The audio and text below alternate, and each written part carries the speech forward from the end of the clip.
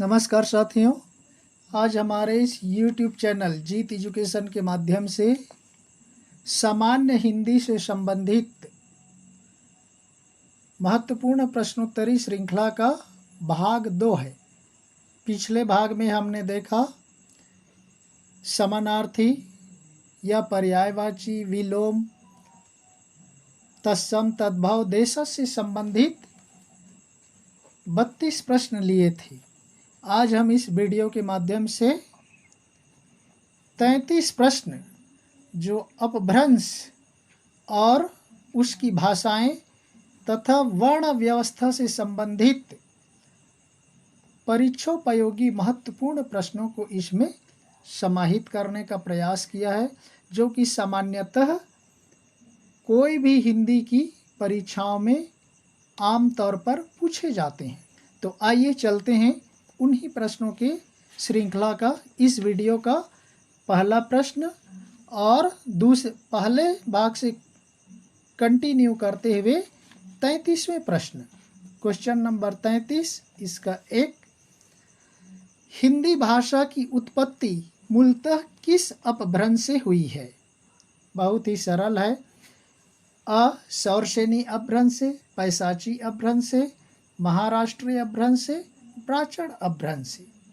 उत्तर देखिए साथियों, a number हो जाएगा सौरसेनी अपभ्रंश से। देखिए, हिंदी की उत्पत्ति वास्तव में इन पांचों से होते हुए हुई है। फर्स्ट है वैदिक संस्कृत, फिर संस्कृत, फिर पाली, फिर प्राकृत, फिर अपभ्रंश, फिर अपभ्रंश के बाद आता है हिंदी का। इस तरह से विकसित होते हुए हिंदी आज इस मुकाम पर पहुंची है। और अपभ्रंश का शाब्दिक अर्थ है बिगड़ा हुआ या गिरा हुआ होता है, उसको कहा जाता है अपभ्रंश। तो हिंदी भाषा की उत्पत्ति मूलतः किससे मानी जाती है? सौरसेनी अपभ्रंश से मानी जाती है। जैसे कि मैंने बताया, अपभ्रंश के बाद ही हिंदी होती है। वैदिक संस्कृत, पाली, प्राकृत,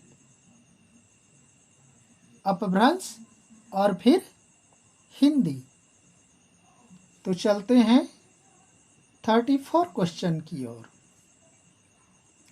सौरसेनी अपभ्रंश से कौन सी भाषा या बोली विकसित हुई?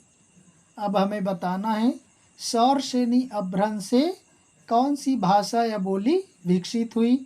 पश्चिमी हिंदी हुई, राजस्थानी हिंदी हुई, गुजराती हुई या ये सभी हुई? उत्तर देखिए साथियों, उत्तर हो जाएगा द नंबर। ये सभी भाषा या बोली का विकास सौरसेनी अपभ्रंश से हुआ है।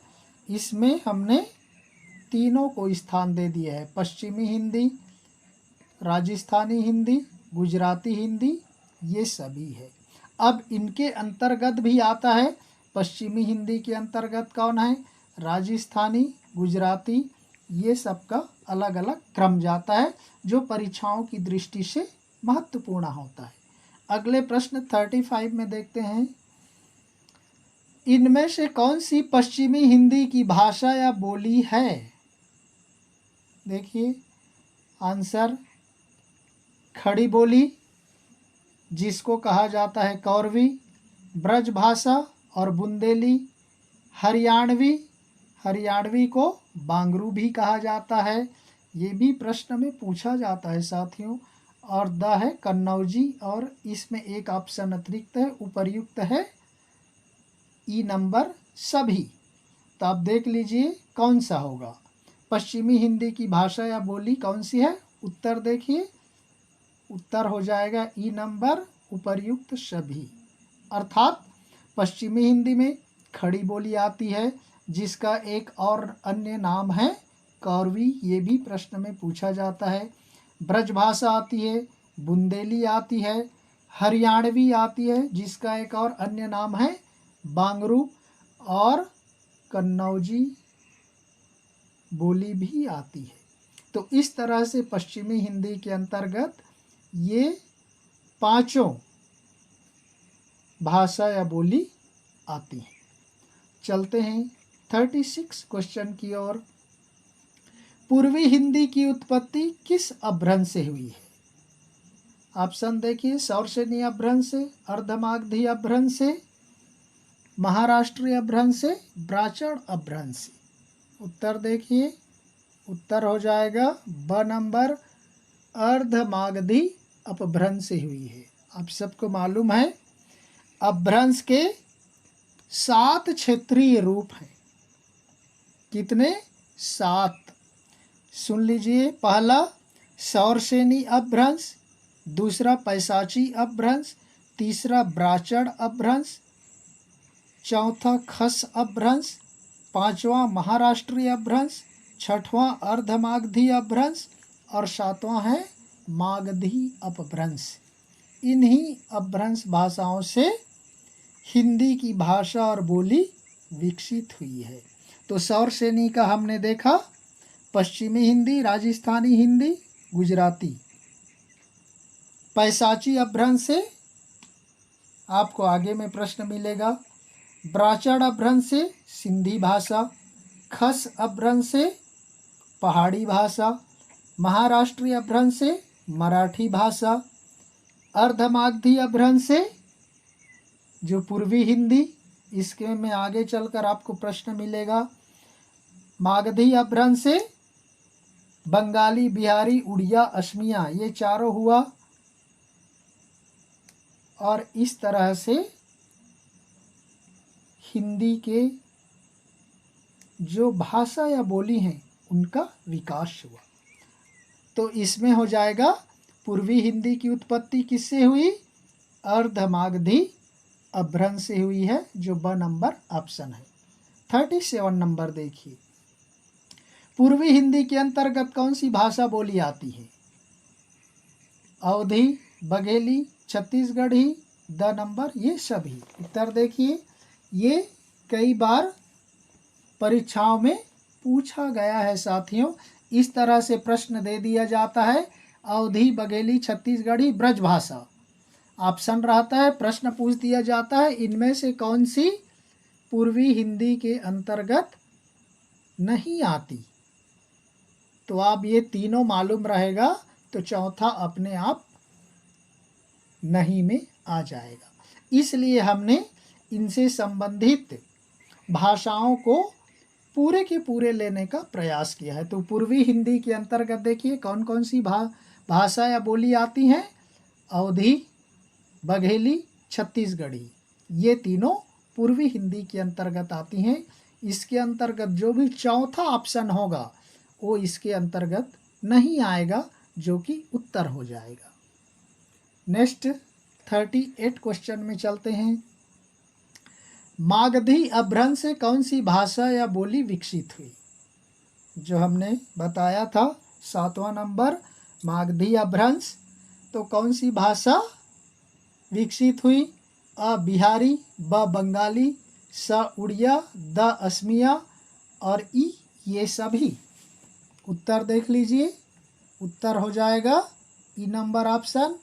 ये सभी भाषा या बोली मागधी अपभ्रंश से विकसित हुई हैं, जिसमें है बिहारी, बंगाली, उड़िया, असमिया। ये चारों भाषाओं का विकास मागधी अपभ्रंश से ही हुई है।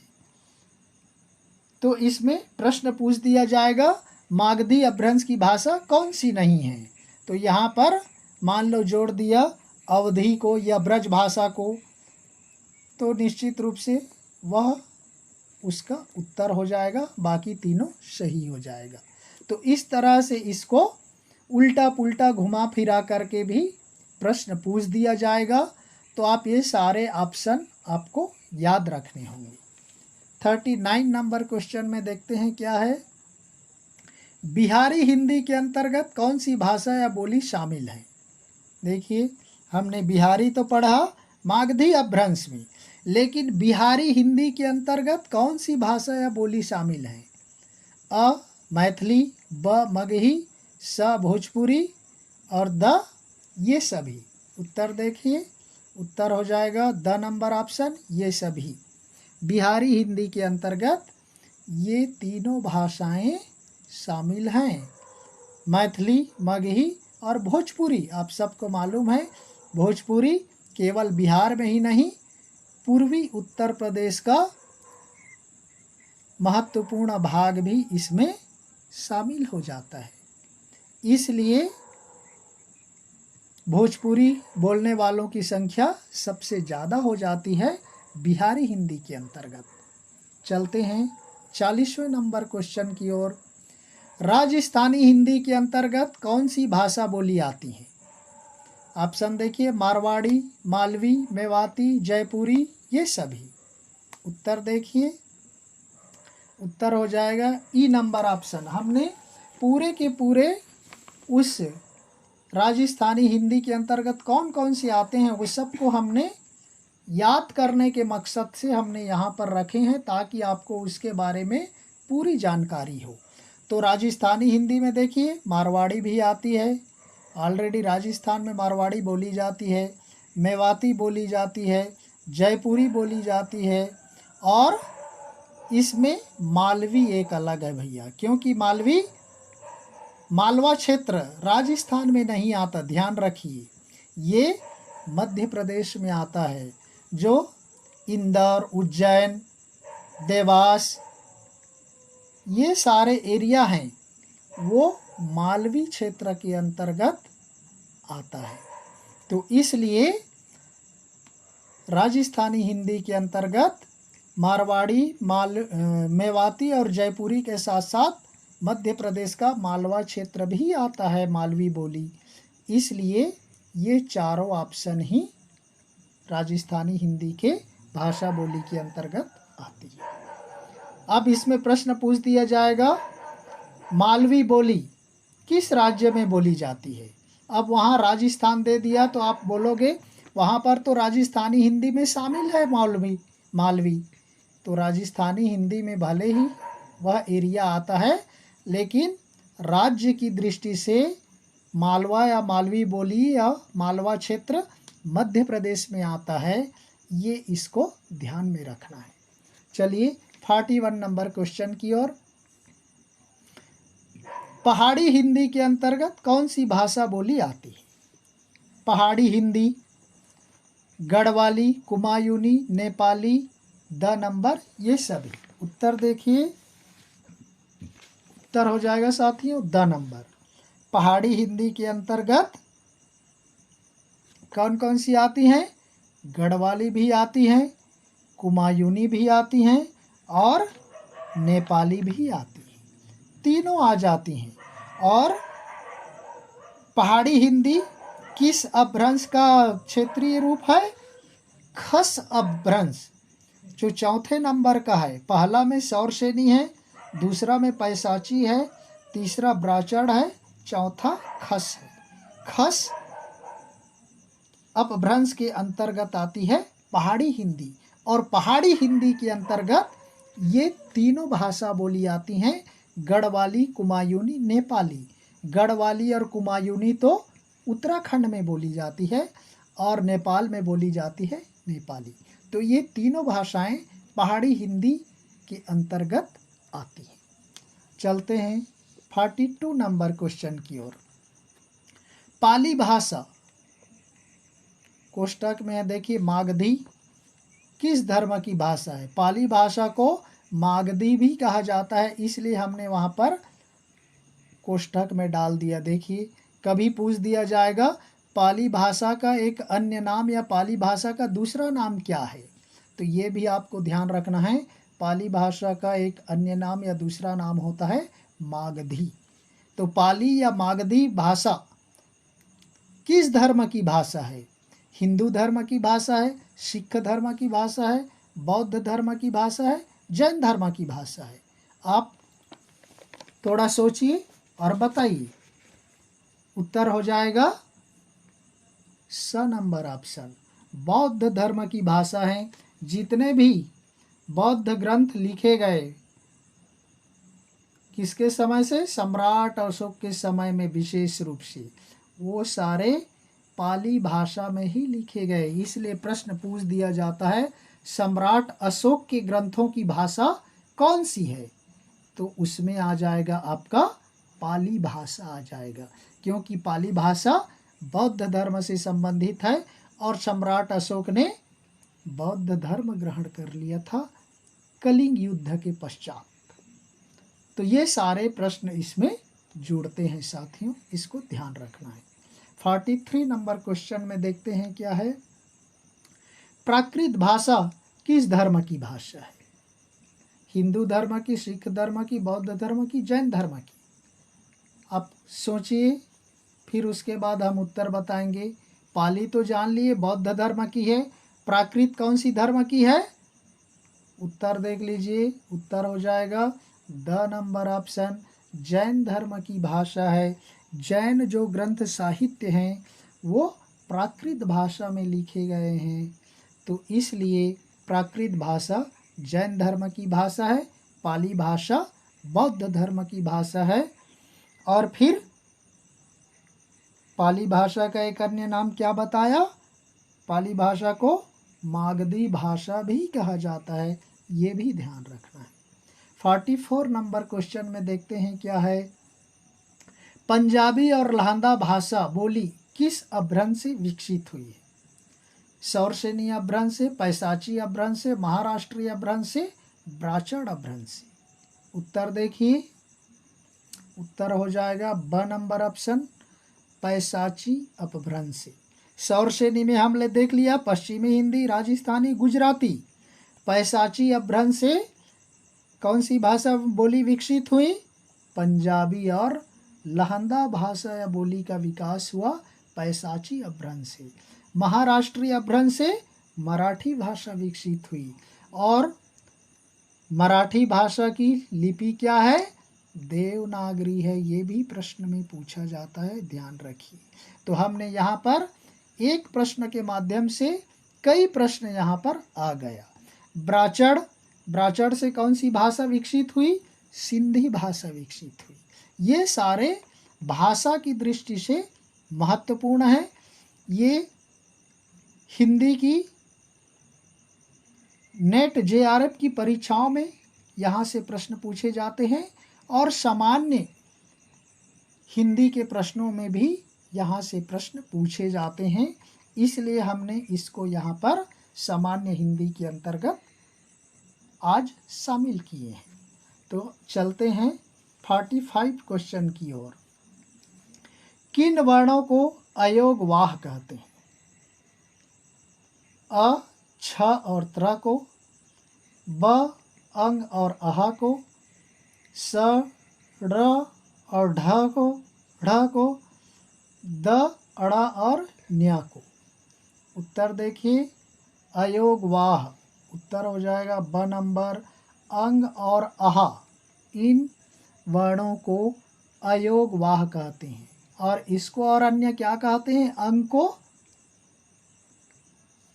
अंग को अनुस्वार कहा जाता है, अनुस्वार, और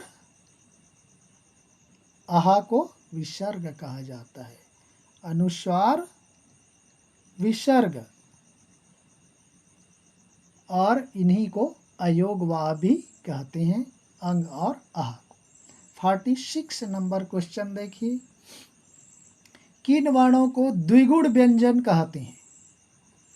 ये सारे परीक्षा की दृष्टि से बहुत ही महत्वपूर्ण हैं, इनको आप बार बार पढ़ते रहिए, वीडियो देखते रहिए, आपको आसानी से याद हो जाएगा। द्विगुण व्यंजन में देखिए छ और त्र, अंग और अहा, ड़ और ढ, द, अड़ा और न्या। उत्तर हो जाएगा स नंबर ऑप्शन, ढ़ और ढ। ढ नहीं है, ढ में नीचे बिंदी नहीं होती, ये ढ है और ढ है, तो ये स नंबर ऑप्शन को ही द्विगुण व्यंजन कहा जाता है। 47 नंबर क्वेश्चन में देखिए, किन वर्णों को संयुक्त व्यंजन कहते हैं? छ और त्र को, अंग और अहा को, ढ़ और ढ को, अड़ा और न्या को। उत्तर हो जाएगा अ नंबर ऑप्शन। छ और त्र संयुक्त व्यंजन है। आपको मालूम है संयुक्त व्यंजन में 4 हैं, छ, त्र, ज्ञ, स्र। ये 4 संयुक्त व्यंजन में आते हैं, क्योंकि इनका जो पूर्ण रूप होता है 2 व्यंजन वर्णों के मिलने से होता है, और ये दोनों हैं क धन स, क जम स बराबर होता है छ, त जम र बराबर होता है त्र, और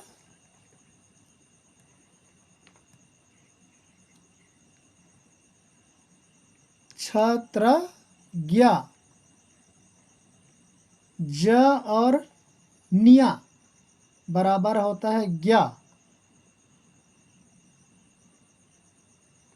और सधन र बराबर होता है स्र। छ, त्र, ज्ञ, स्र ये चारों ही संयुक्त व्यंजन कहलाते हैं, और इनमें यहाँ पर अ नंबर ऑप्शन है छ और त्र। नेक्स्ट 48 क्वेश्चन में देखते हैं, किन वर्णों को पंचम वर्ण कहते हैं। ऑप्शन आपके सामने वही है, छ और त्र, अंग और अहा, ढ़ और ढ, अड़ा और न्या। उत्तर हो जाएगा द नंबर अड़ा और न्या। जो हमारा 5 क वर्ण, क, च, ट, त, प, इनके अंतिम अक्षर कौन कौन से? ये अंगा, निया, अड़ा, न और म। इन पांचों को कहा जाता है पंचम वर्ण, या नासिक व्यंजन भी कहा जाता है। इसको ध्यान रखिए। तो अड़ा और न्या किन वर्णों के उदाहरण है? पंचम वर्ण के उदाहरण है। चलते हैं 49 नंबर क्वेश्चन की ओर। इनमें से कौन से व्यंजन वर्ण कंठ्य हैं? कंठ्य मतलब कंठ से उच्चरित होने वाले। क और ख, च और छ, ट और ठ, त और थ। उत्तर हो जाएगा अ नंबर ऑप्शन क और ख। क, ख, ग, घ, अंग ये पांचों कंठ्य व्यंजन कहलाते हैं। इनका उच्चारण कंठ से होता है। ये भी आजकल प्रश्न में पूछे जा रहे हैं सामान्य हिंदी के, इसलिए हमने इनको यहाँ पर रखा है, और आगे इससे प्रश्न मिलेंगे। 49 के बाद 50 नंबर क्वेश्चन में देखते हैं क्या है। इनमें से कौन से व्यंजन वर्ण तालव्य हैं? हमने सीरियल वाइज लिया है। पहला कंठ्य लिया, अब तालव्य। कंठ्य में क्या क्या देखा? क, ख, ग, घ, अंगा। अब यहाँ पर आगे आ गया कंठ्य के बाद तालव्य, तो अंगा के बाद कौन से आता है? वही इसका उत्तर हो जाएगा। उत्तर देखिए, ब नंबर ऑप्शन आ जाएगा, च और छ, अर्थात च, छ, ज, झ, निया ये पांचों ही तालव्य व्यंजन कहलाते हैं, इसलिए च और छ तालव्य व्यंजन वर्ण हैं। 51 नंबर क्वेश्चन देखते हैं। इनमें से कौन से व्यंजन वर्ण मूर्धन्य हैं?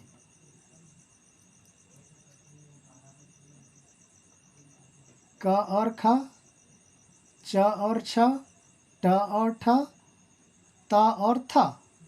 उत्तर देखिए, स नंबर ऑप्शन ट और ठ। मूर्धन्य मतलब निया के बाद कौन से आता है? च छ ज झ निया। तालव्य में देखा। अब मूर्धन्य में ट ठ ड ढ अड़ा, ये 5 हो गया। ट ठ ड ढ अड़ा ये मूर्धन्य के अंतर्गत आते हैं, तो इसलिए स नंबर ऑप्शन सही हो जाएगा। 52 नंबर क्वेश्चन में देखते हैं क्या है। इनमें से कौन से व्यंजन वर्ण दंत्य हैं? देखिए, मूर्धन्य के बाद आता है दंत्य।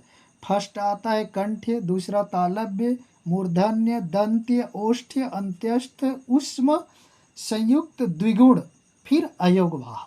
ये ऐसा क्रम बनता है साथी। तो इसलिए हमने इसको सीरियल वाइज लिया है।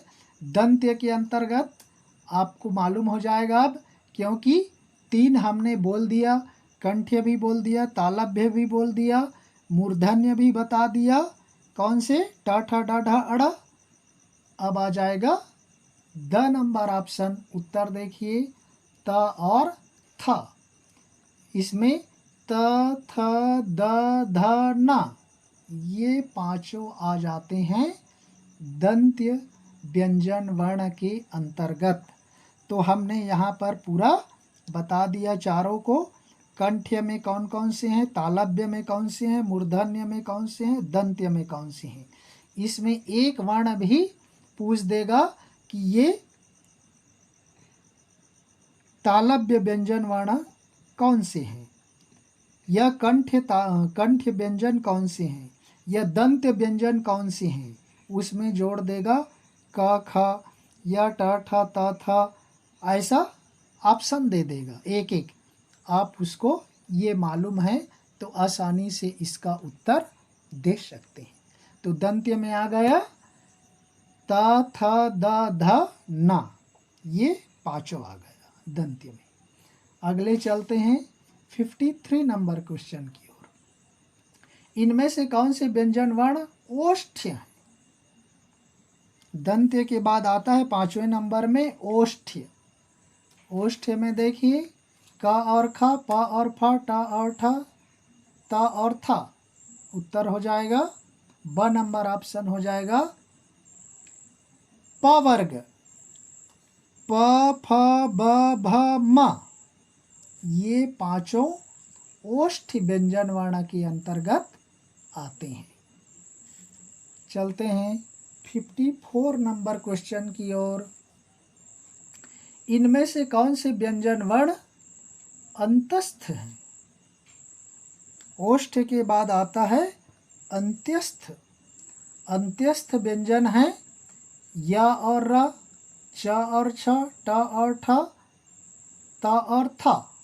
उत्तर हो जाएगा अ नंबर ऑप्शन, या और र। अंतस्थ में 4 होते हैं, बाकी में हमने देखा कंठ्य, तालव्य, मूर्धन्य, दंत्य, ओष्ठ्य में सब 5-5 आ रहे थे, 5-5 वर्ण। अब अंतस्थ में केवल 4 होगा, य, र, ल, व। ये 4 वर्णों को कहा जाता है अंतस्थ व्यंजन। नेक्स्ट चलते हैं 55 नंबर क्वेश्चन की ओर।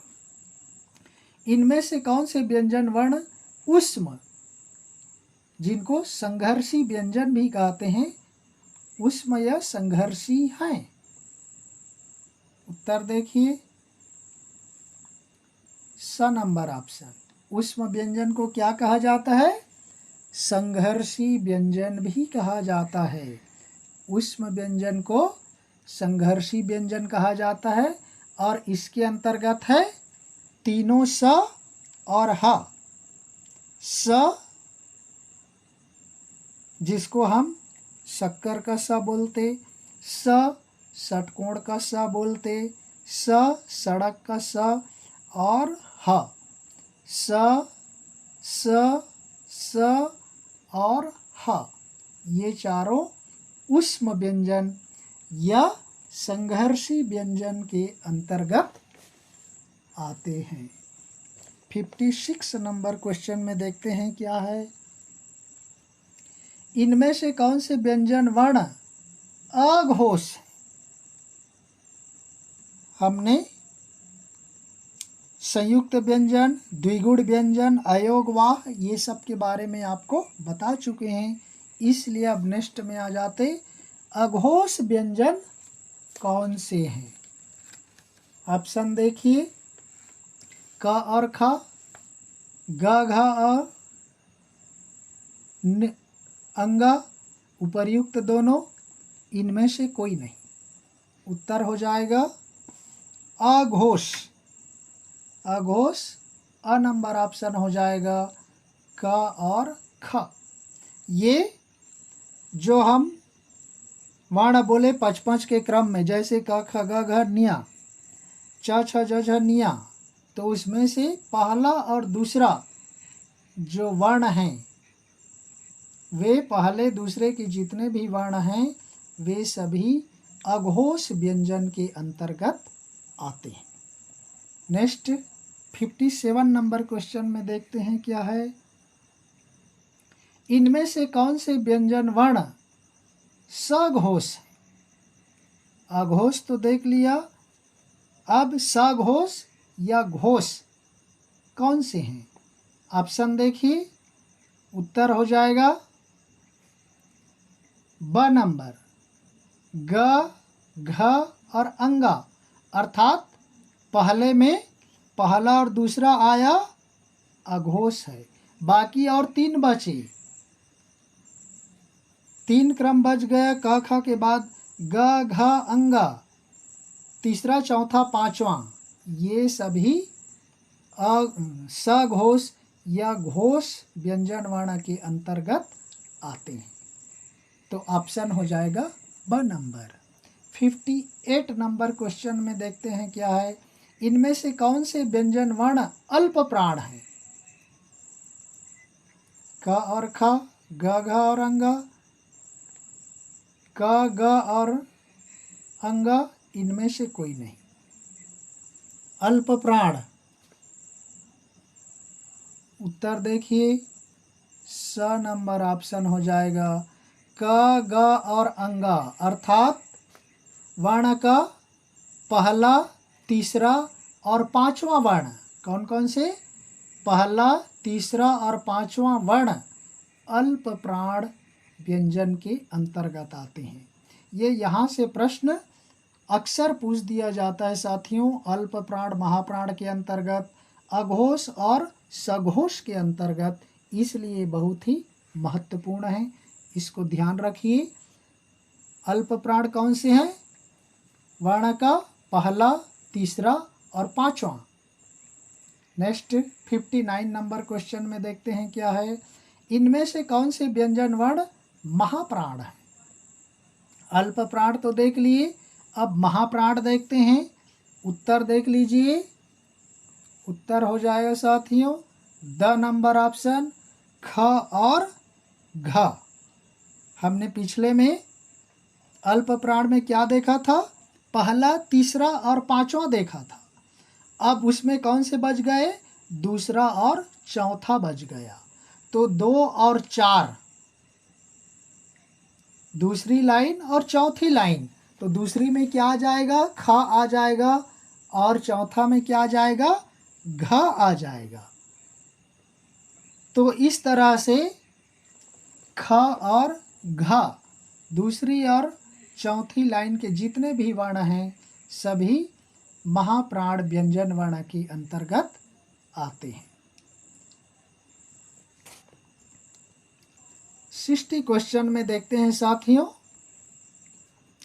हिंदी में कुल वर्णों की संख्या कितनी है। आप सभी को मालूम है हिंदी में कुल कितने वर्ण हैं, 26, 52, 50, 39। उत्तर हो जाएगा ब नंबर ऑप्शन, 52 वर्ण हैं, आप सबको मालूम है। अंग्रेजी में कितने हैं, 26 वर्ण हैं, 26 हैं, लेकिन हिंदी में कुल वर्णों की संख्या 52 मानी जाती है। और इसमें से 13 स्वर वर्ण के माने जाते हैं अयोगवाह सहित, और 13 स्वर 39 व्यंजन, दोनों मिला करके 52 होते हैं ये हिंदी में व्यंजन वर्णों की संख्या। 61 क्वेश्चन में देखते हैं क्या है। अपभ्रंश और राजस्थानी भाषा के मिले जुले रूप को क्या नाम दिया गया है? अ पिंगल, ब डिंगल, स औहट, द राजस्थानी। उत्तर देखिए, उत्तर हो जाएगा ब नंबर ऑप्शन, डिंगल भाषा कहा जाता है। अपभ्रंश और राजस्थानी भाषा के मिले जुले रूप को क्या कहा जाता है? डिंगल भाषा कहा जाता है। 62 नंबर क्वेश्चन में देखते हैं क्या है। अपभ्रंश और ब्रज भाषा के मिले जुले रूप को क्या नाम दिया गया है? हमने पिछले में देखा अपभ्रंश और राजस्थानी है, यहाँ पर अपभ्रंश और ब्रज भाषा के मिले जुले रूप को क्या नाम दिया गया है? पिंगल, डिंगल, औहट, राजस्थानी। उत्तर हो जाएगा अ नंबर ऑप्शन, पिंगल।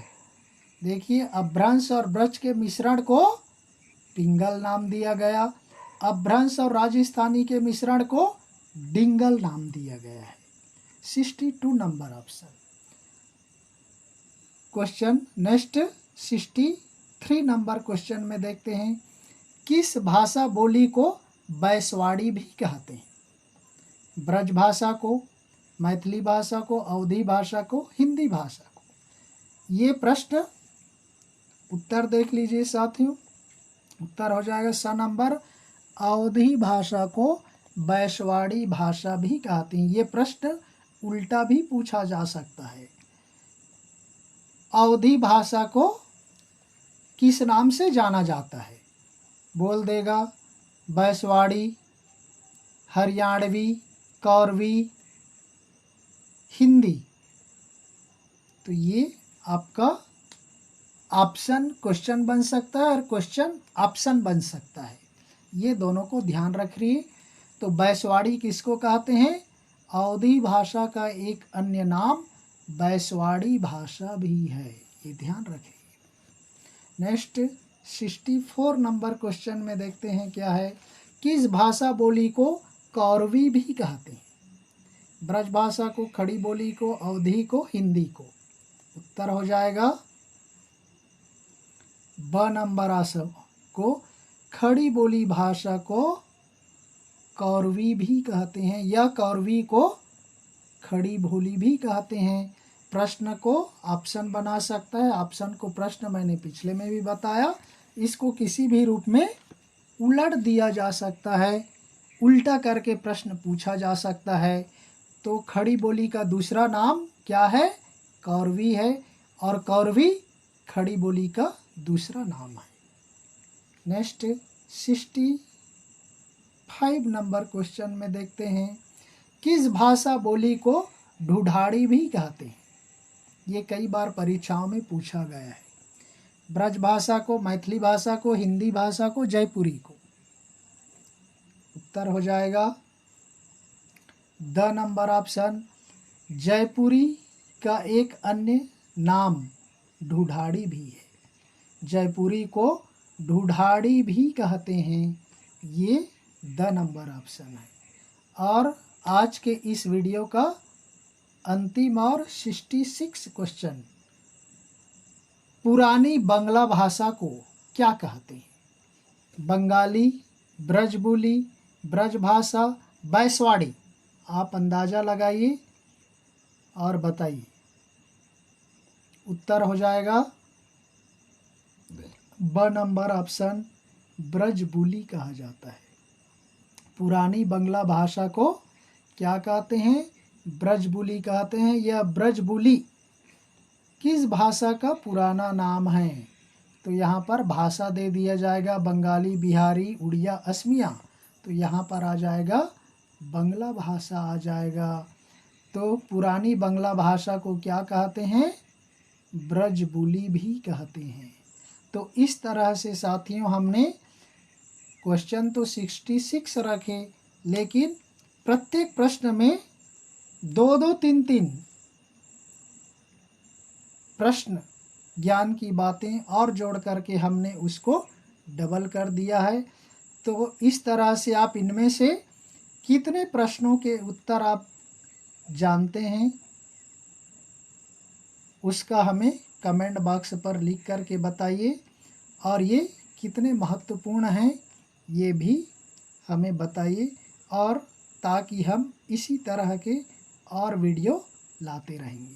तो इस तरह से साथियों हमने सामान्य हिंदी के अंतर्गत इन 2 भागों में हिंदी से संबंधित महत्वपूर्ण प्रश्नों को समाहित किया है, जो कि हिंदी और उससे संबंधित सभी प्रकार की प्रतियोगी परीक्षाओं के लिए बहुत महत्वपूर्ण है।